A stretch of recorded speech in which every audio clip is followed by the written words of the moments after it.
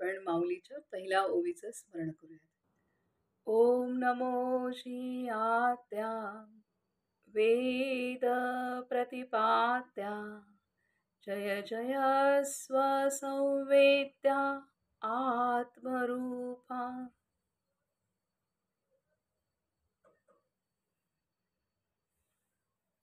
सर्वांना नमस्कार.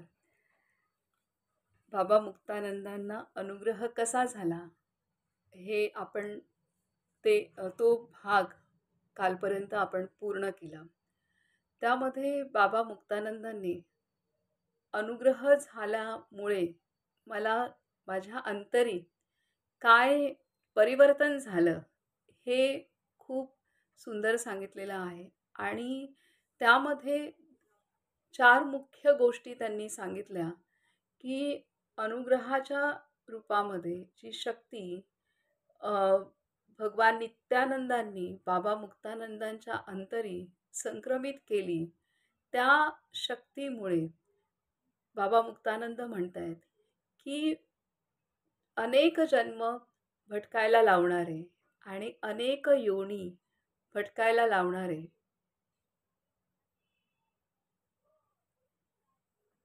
अनेक योनी भटकायला लावणारे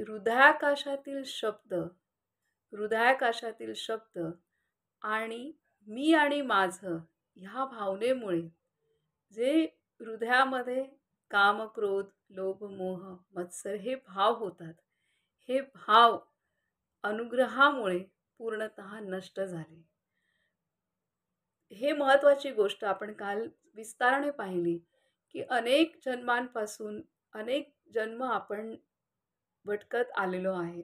अनेक योनीमधून आपण प्रवास करत आलोय आणि अनेक जन्म आपण घेतलेले आहेत. आणि हे जन्म घेण्यासाठी जे कारण आहे तेच आहेत मुळात शब्द. आपण जे शब्द उच्चारण करतो ते शब्द जे मनात किंवा बाहेर ऐकू येणारे उच्चारण करतो, हे दोन्ही प्रकारचे. तर हे दोन्ही प्रकारचे जे शब्द आहेत, ह्या शब्दांमुळे आपण अनंत जन्म भटकत आलेलो आहे. आणि ह्या जन्मात सुद्धा आपण ह्या शब्दांमुळेच असंतुलित अनेकदा होतो. ह्या दृष्टीने आपण प्रामाणिक आत्मपरीक्षण आपण करणं गरजेचं आहे. आणि त्यानुसार आपले शब्द आपण अत्यंत व्यवस्थित वापरणं इथून पुढे तरी आवश्यक आहे. आणि जे काही शब्द भांडार आपल्या स्वतःचा किंवा इतरांचा शब्दांच्या माध्यमातून आपण आठवणी साठवत असतो आणि अनेक त्यातल्या आठवणी सुखदुःखाच्या आंदोलनात आपल्याला घेऊन जात असतात. जी आठवण, जे शब्द मला सुखदुःखाकडे घेऊन जातात, ते दोन्ही शब्द आपल्याला पुसून टाकायचे.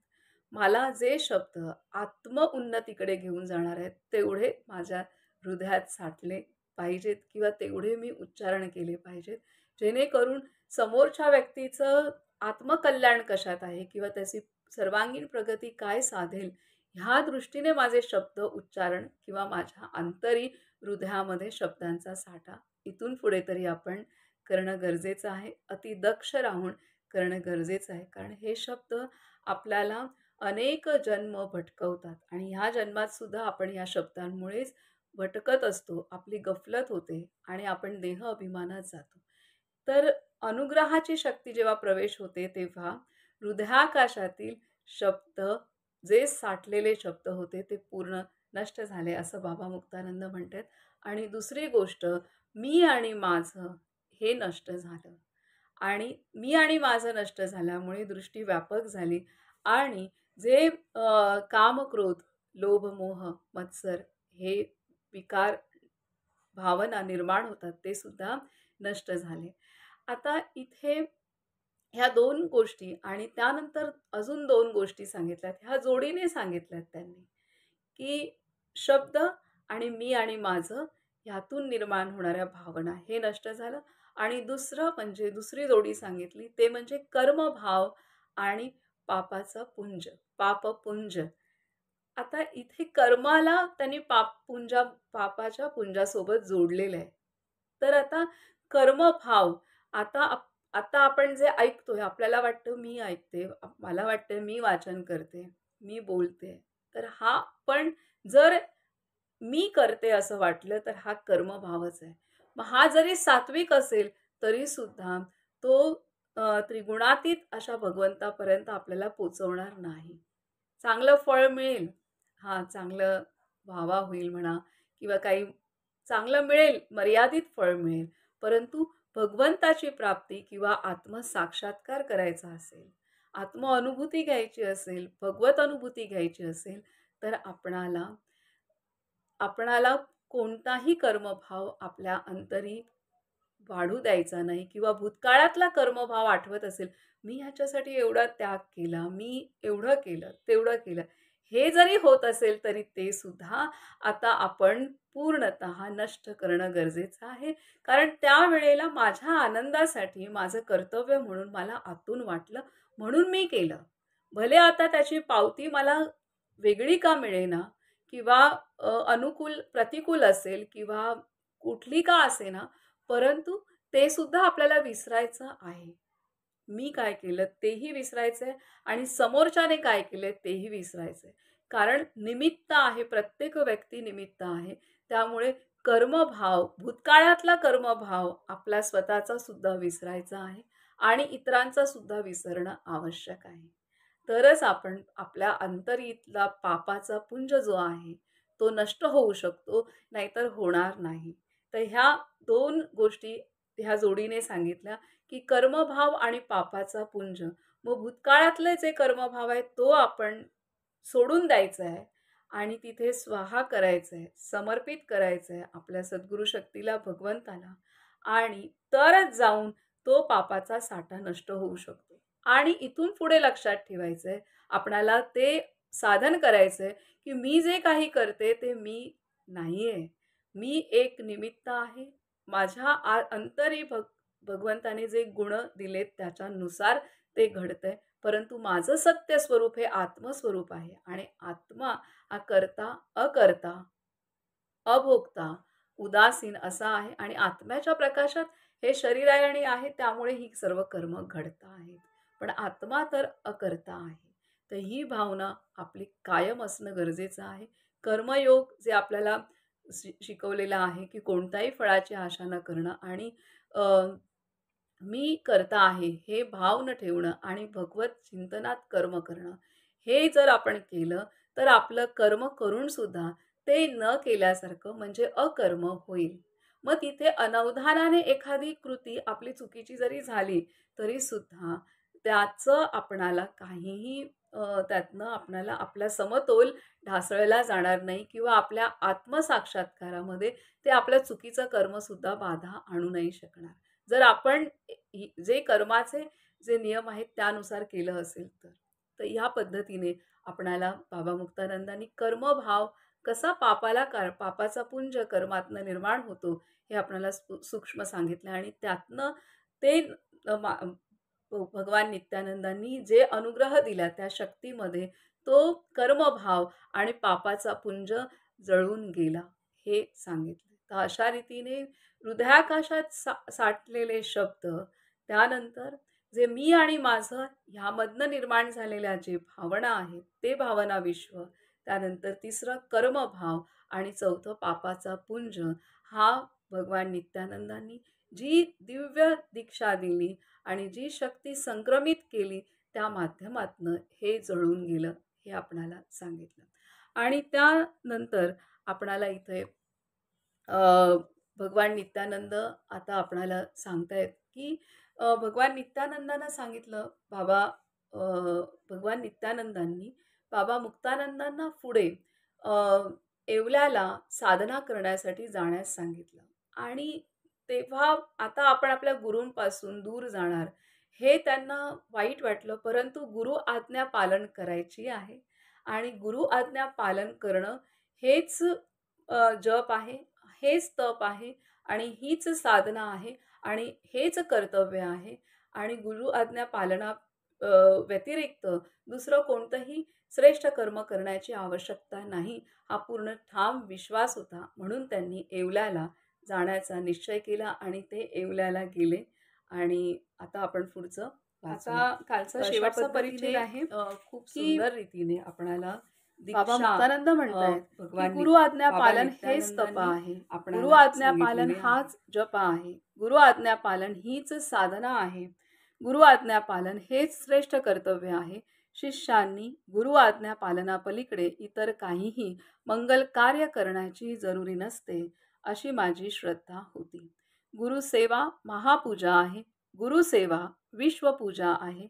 गुरु आज्ञा पालन हेच शिष्याचे श्रेष्ठ कर्तव्य समजून मी दुसऱ्याच दिवशी येवल्याला रवाना झालो. अशा रीतीने ते येवल्याला रवाना होत आहेत. आता येवल्यामध्ये ते त्यांची जी झोपडी होती, आधी ते येवल्याचेच आणि येवल्यामध्ये जी त्यांची कुटी होती तिथे ते अ, पुन्हा राहायला जात आहेत. पुढे आता आजचा विषय आहे येवल्याला गेल्यानंतर काय होतं. तर इथे त्या संदर्भात आजचा टॉपिक आहे की मनाची भ्रमिष्ट स्थिती. मनाची भ्रमिष्ट स्थिती. आता हे जे अनुग्रहानंतर काही दिवस गणेशपुरीला बाबा मुक्तानंद आपल्या सद्गुरूंच्या सहवासात होते आणि फार मस्त होते आणि त्यांना सर्व काही अनुभूती येत होत्या आणि जेव्हा भगवान नित्यानंदांनी त्यांना येवल्याला जायला सांगितलं तेव्हा ते येवल्याला गेल्यानंतर तिथं मात्र त्यांच्या गुरूंपासून ते दूर होते आणि एकटे होते. तर तिथं त्यांच्या मनाची स्थिती काय झाली तर हे सांगत आहेत. आता हे आपण आज हे पूर्ण वाचू की त्यांची कशी स्थिती झाली. तर इथे देत आहेत की मनाची भ्रमिष्ट स्थिती. भ्रमिष्ट झाली होती त्यांची स्थिती. तर त्याचं वर्णन आपण वाचूया. बाबा म्हणतायत, दुसऱ्या दिवशी पहाटे का कुणाला ठाऊक माझी विचित्र दशा होऊन गेली. मी अतिशय बेचैन झालो. अंग प्रत्यंग दुखू लागले. रोमारोमात कुणीतरी टाचणीने टोचते आहे असे वाटू लागले. ती मस्ती, तो आनंद अचानक कुठे लुप्त झाला कुणास ठाऊक. माझा अभिमान, माझा गर्व नाहीसा झाला. पुन्हा पूर्ववत दरिद्री कंगाल झालो. मनाला पश्चाताप वाटू लागला. कुठे गेली ती मस्ती? हाय हाय, काय झाले हे? पूर्ण विकसित मस्तीचे नवे जग कुठे उडून गेले कुणास ठाऊक. आतापर्यंत मी कसा होतो, आता काय झाले हे? एखादी सुंदर आणि अतिशय आवडती नगरी दुर्दैवाने धुळीला मिळावी आणि तिच्या भग्न अवशेषांकडे पाहताना आपण स्वप्नात तर नाही ना, असा भ्रम नगरशेठजींना व्हावा, अशीच दशा स्वामी मुक्तानंदांची झाली. कुटीच्या बाहेर आलो आणि निर्विकार मुद्रेने उभ्या असलेल्या माझ्या लाडक्या मित्रांच्या म्हणजेच आम्र वृक्षांच्या छायेत बसलो. कसे झाले, काय झाले, हीच चिंता मला जाळीत होती. रात्री अनेक दुःखाने रात्री अनेक दुःस्वप्ने पाहिली होती. उठल्याबरोबर बेचैन झालो होतो. समता नष्ट झाली होती. मनातल्या मनात तर इथे पूर्णतः ते बेचैन अवस्था झाली त्यांची आणि बेचैन अवस्थेमुळे रात्रीही त्यांना झोप लागली नाही आणि दुसऱ्या दिवशी सकाळी ते उठतायत आणि अत्यंत बेचैन अवस्था म्हणजे पुढे ते सांगतायत की रात्री अनेक दुःस्वप्ने पडली होती. स्वप्नही खराब पडली त्यांना. अनेक दुःस्वप्ने पाहिली होती. उठल्याबरोबर बेचैन झालो होतो. समस्त समता नष्ट झाली होती. संतुलन पूर्ण ढासळून गेलं होतं. मनातल्या मनात चिंतेने भारी विवाद निर्माण झाला होता.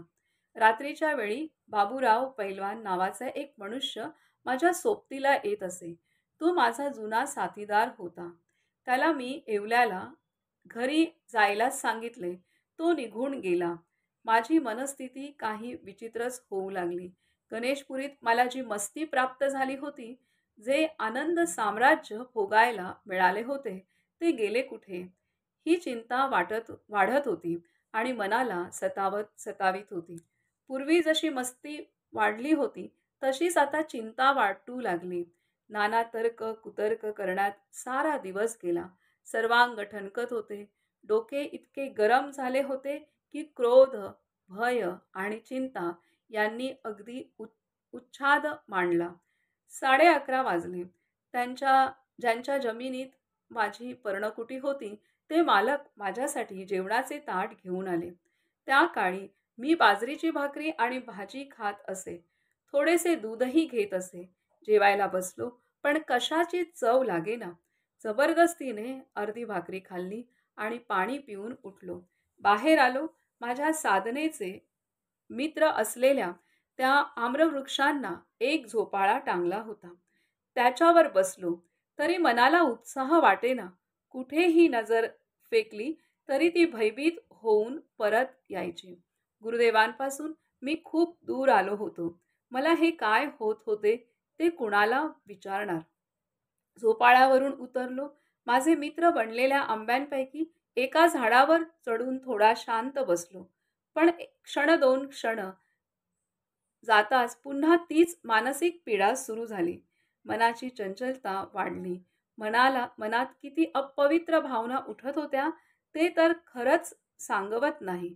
अशा प्रकारे अत्यंत गलिच्छ द्वेष चिंतन पापचिंतन करता करता दुपारचे 3 वाजून गेले. शेताचा मालक पुन्हा काहीतरी पेय घेऊन आला. ते गरम गरम पेय मी प्यायलो. साधना कुटीच्या आसपास पूर्वेकडून पश्चिमेकडे आणि पश्चिमेकडून पूर्वेकडे अशा फेऱ्या मारू लागलो. मधून मधून गावचे लोक येत होते. त्यांनाही नीट भेटलो नाही. त्यांच्या प्रश्नांना नीट उत्तरेही दिली नाहीत. इकडे बस, तिकडे बस असे चालले होते. जिथे जिथे मी पूर्वी मोठ्या प्रेमाने बसत होतो, उदाहरणार्थ त्या आम्र वृक्षाखाली, तिथे तिथे बसून पाहिले, पण सगळीकडे घोर असंतोषच स्वागताला उभा होता.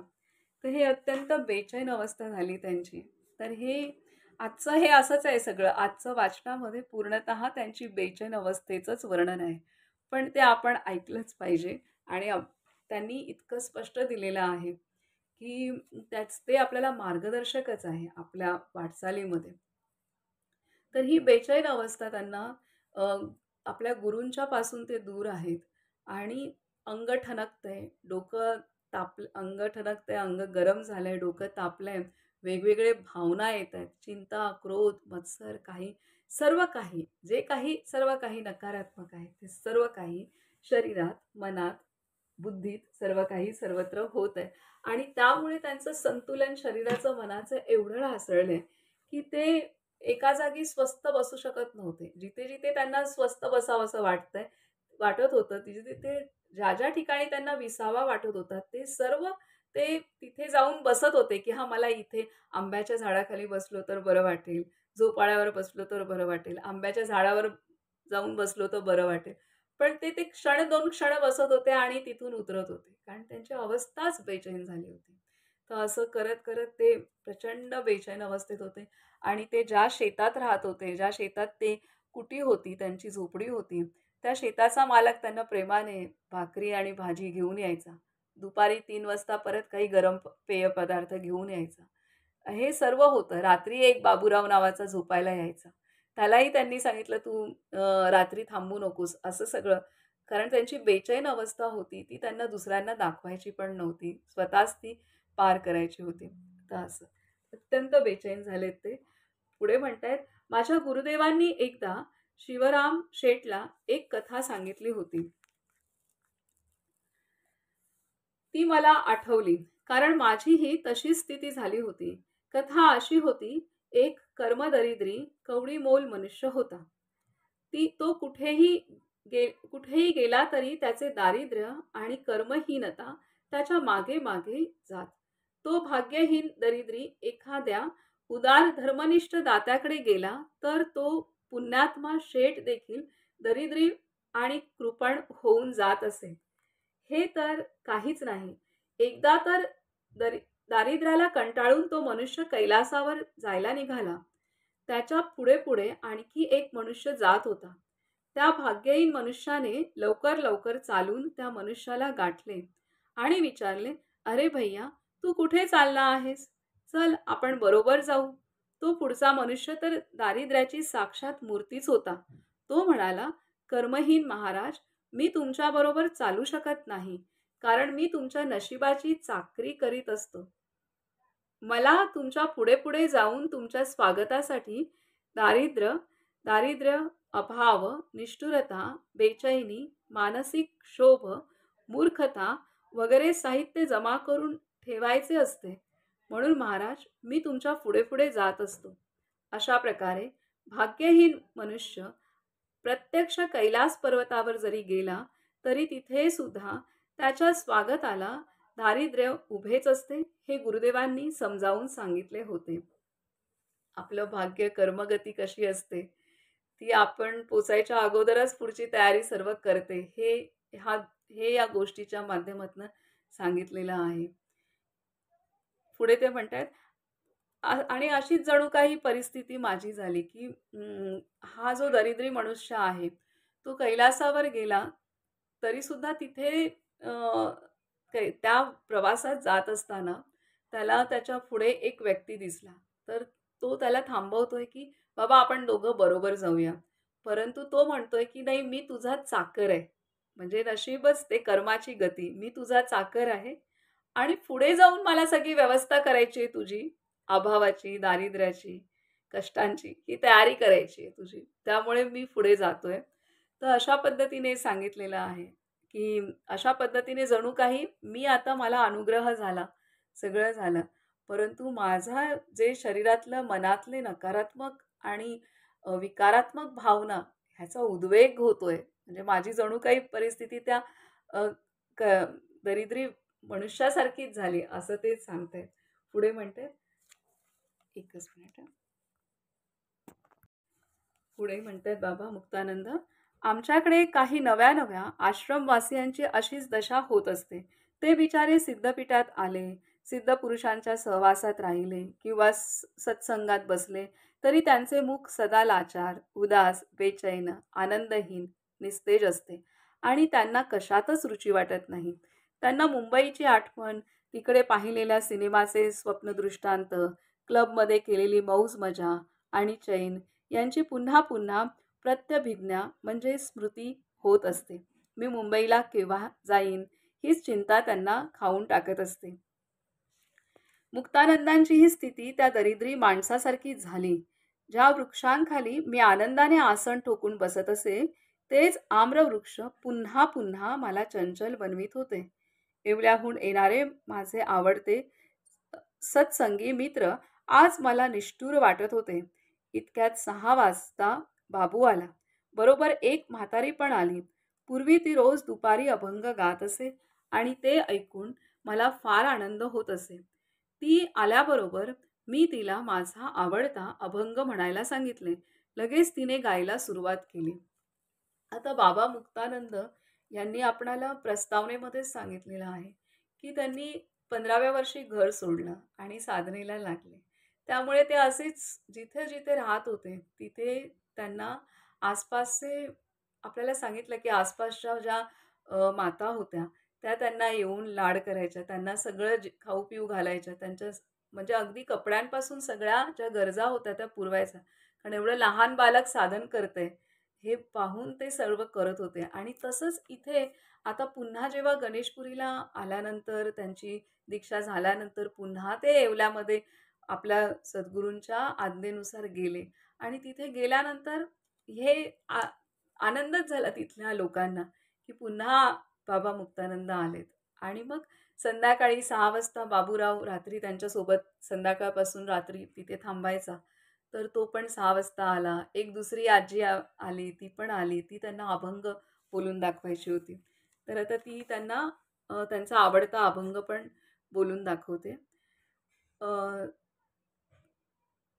ती आल्याबरोबर मी तिला माझा आवडता अभंग म्हणायला सांगितला. आता इतकी बेचैन अवस्था होती, की त्यांनी सांगितलं, "बाबा, हिचा अभंग ऐकून तरी मला बरं वाटेल."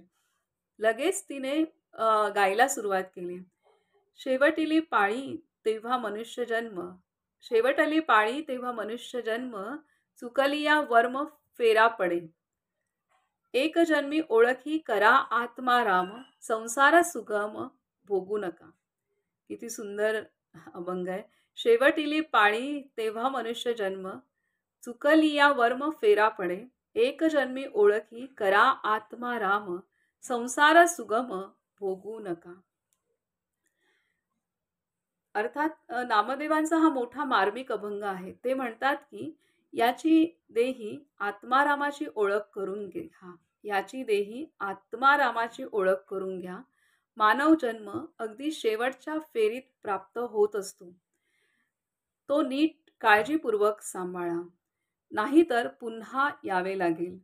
म्हातारी अभंग मोठी भावपूर्वक गात होती, परंतु इतका भावपूर्वक अभंगही मला त्यावेळी रुचिहीन, रसहीन वाटू लागला. केवढी बेचैन अवस्था होती.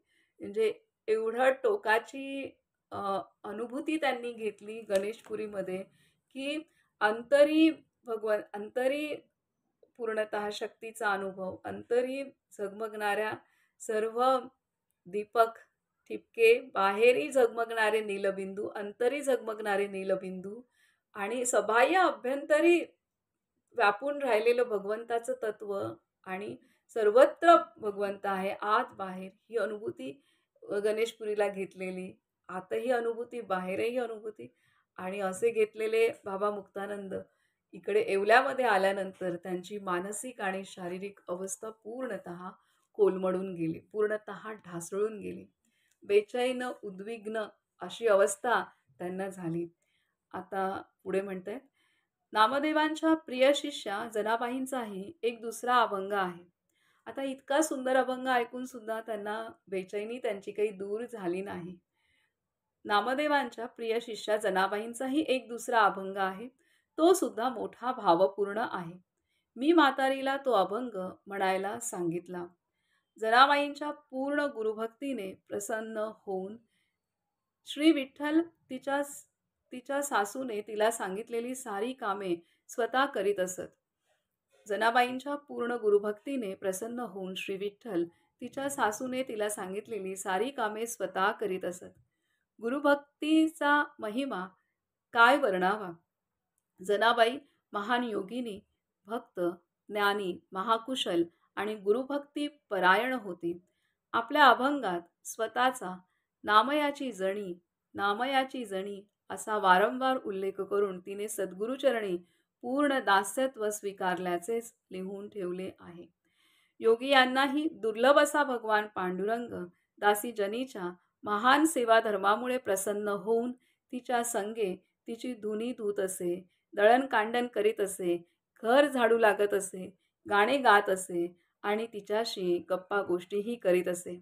रात्रंदिवस तिच्यासोबत राहत असे आणि यात आश्चर्य ते काय, गुरुभक्तीचा महिमाच तसा आहे. दासी जनीचा एक पश्चातापर अभंग आहे. आता जनाबाईंचा अभंग ऐकतायत, सांगतायत. नाही केली तुझी सेवा, नाही केली तुझी सेवा, दुःख वाटत असे माझ्या जीवा. पाप पापी नष्ट पापीन मी दीन, नाही केले तुझे ध्यान. जे जे दुःख झाले मला, ते त्या सोसिले विठ्ठला. रात्रंदिवस मजपाशी दळू कांडू लागलासे. क्षमा करावी देवराया, दासी जनी लागे पाया. दासी जनी म्हणते, भगवंता मला तुझी काहीच सेवा घडली नाही, मला तुझी काहीच सेवा घडली नाही, याचे मला फार दुःख होते. मी पापिनीने तुझे ध्यान सुद्धा केले नाही, तरी सुद्धा हे विठ्ठला तू माझ्यासाठी काय केले नाहीस. मला बाह्य जगाने जे दुःख दिले, मला जी लोक पीडा सोसावी लागली, लोकांनी मला जो उपद्रव दिला, ते सर्व तू स्वतः भोगून आपले भक्तवत्सल हे ब्रीद सिद्ध केलेस. रात्रंदिवस माझ्यापाशी राहून जी जी कठीण कामे माझ्या वाट्याला आली, ती करण्यासाठी तू नेहमी धावलास. दळणकांडण सुद्धा केलेस. देवा, माझ्यासाठी तुम्ही अपार कष्ट भोगलेत. देवा मला क्षमा करा. नामदेवाची दासी जणी म्हणते, देवा मला क्षमा करा. हा अभंग माझ्या हृदयात सतत अमृत वर्षाव करीत असे, पण आज तो सुद्धा शुष्क वाटू लागला. मला कशातच गोडी वाटेना, प्रेम वाटेना. हाय हाय, काय झाले हे, किती दुर्दशा झाली माझी. हा अभंग सुद्धा जो नेहमी प्रेरणा द्यायचा, नेहमी हृदयात असायचा, तो सुद्धा त्यांना प्रेरणा नाही देऊ शकला, आनंद नाही देऊ शकला किंवा त्यांच्या मनातले भाव जे पूर्णतः ढासळलेले होते ते पूर्ववत नाही होऊ शकले. म्हणजे किती त्यांची अवस्था खराब झाली होती हे सांगतायत. आता पुढे ते म्हणतायत, मी त्या गाणाऱ्या म्हातारीला जायला सांगितले. आता ती एवढं सगळं सांगते, गाते, तरी सुद्धा काहीही फरक पडत नाहीये. उद्विग्नता, शांती कमी होऊन शांतता लाभत नाही, तर तिला जायला सांगितलं. अनेक विकृती आणि विकार झाल्याप्रमाणे अनंत वेदना होऊ लागल्या. ते म्हणतात, मी त्या गाणाऱ्या म्हातारीला जायला सांगितले आणि कुटीत जाऊन बसलो. अनेक विकृती आणि विकार झाल्याप्रमाणे अनंत वेदना होऊ लागल्या. शरीराच्या विचित्र हालचाली होऊ लागल्या आणि भ्रांती वाढू लागली. सूर्यास्त झाला. बाबूने दिवा लावला, अगरबत्ती लावली, आरती केली, धूप घातला आणि तंबोरा घेऊन तो भजन गाऊ लागला. थोड्याच वेळात माझ्या प्राणात विकृती सुरू झाली. मध्येच पोट फुगून जाई. मग मी जोराने श्वास बाहेर सोडित असे. प्राण आत गेल्यावर पुन्हा पुन्हा रोखला जाई. त्यामुळे मी आणखीनच घाबरून गेलो. मनात चिंतेचे काहूर आणि भ्रमिष्ट चित्त अशा स्थितीत बाहेर आलो. रात्रीचे 8 वाजले असतील. बाहेर लख्ख चांदणे पडले होते, पण मला सगळीकडे अंधारच दिसत होता. दूर कुठून तरी विचित्र गोंगाट ऐकू येत होता. मन भयंकर भयभीत झाले. मी बाबूरावला बोलावून सांगितले, बाबू, तू घरी जा. आज माझ्या हृदयाची स्थिती आणि मनस्थिती काही ठीक दिसत नाही. आज रात्री मी मरणार अशी माझी खात्री झाली आहे. माझे हार्ट फेल होणार आहे. तू आपला निघून जा, नाहीतर सगळे तुला त्रास देतील. एकतर मी आता वाचत नाही आणि जगलो वाचलो तरी मला वेड लागेल. माझे डोके बिघडत चालले आहे. माझी आज्ञा तू ऐक, चालू लाग. तो बिचारा दुःखी अंतःकरणाने निघून गेला. तर ही अत्यंत सगळंच रात्री जो बाबूराव थांबतोय, तो रात्रीला दिवाबत्ती, सगळं कापूर लावणं, धूप आणि नंतर मग ते काही गायन करून साधन पण करायचे. तर हे सगळं तो रात्री थांबायचा त्यांच्या सोबतीला. पण हे इतकी उद्विग्न अवस्था होती की त्यांनी बाबूरावला पण जायला सांगितलं. हे बाबा मुक्तानंदांनी जे सांगितलंय इतकं पुढे पुढे तर सर्वच अनुभूती त्यांनी सांगितल्यात की ज्या वाचताना थोडंसं आपल्याला अवघड वाटेल, ऐकताना पण अवघड वाटेल, असं होणार आहे पुढे. मुक्तानंदांनी ते सर्व संतांनी आपल्या भगवान नित्यानंदांनी त्यावेळेला 3 महत्त्वाच्या असं वाटतं आहे की ते म्हणजे आपल्यालाच हे टप्पे आहेत किंवा मंत्र दिला, जप दिला की जो बहिरंग साधनेसाठी दिला, त्याचं अनुष्ठान करायला दिलं. त्यानंतर दुसरं महत्त्वाची गोष्ट म्हणजे त्यांना शिवोहम हा मंत्र ऐकवला आणि सांगितलं की अंतरंगामध्ये शिवमय भावना धारण करणं ही अंतरंग साधना करायची आहे. आणि तिसरं म्हणजे सर्व मंत्र ओम आहेत आणि सर्व मंत्र ओम आहेत हे सांगून समत्वाची दृष्टी त्यांना दिलेली आहे. तर त्यांची जी वाक्य आहेत ती खूप सुंदर आहेत की ओम नमः शिवाय हा मंत्र. दुसरा आहे शिवोहम. शिवोहम व्हायचं आहे. शिवोहम होणारे, शिवोहम होणारे, शिवोहम हो तू हे सांगितले. शिवमय हो तू. आणि ते सांगताना त्यांनी काय सांगितलंय की अंतरंग बहिरंग से श्रेष्ठ रे. म्हणजे बहिरंग साधना तर करायचीच आहे, पण बहिरंग साधना करण्याच्या आधी तू अंतरंग बहिरंगापेक्षा श्रेष्ठ आहे. त्यामुळे आधी तू शिवमय हो, शिवोहम हो आणि शिवोहम होऊन शिवमय होऊन तू बहिरंग साधन कर.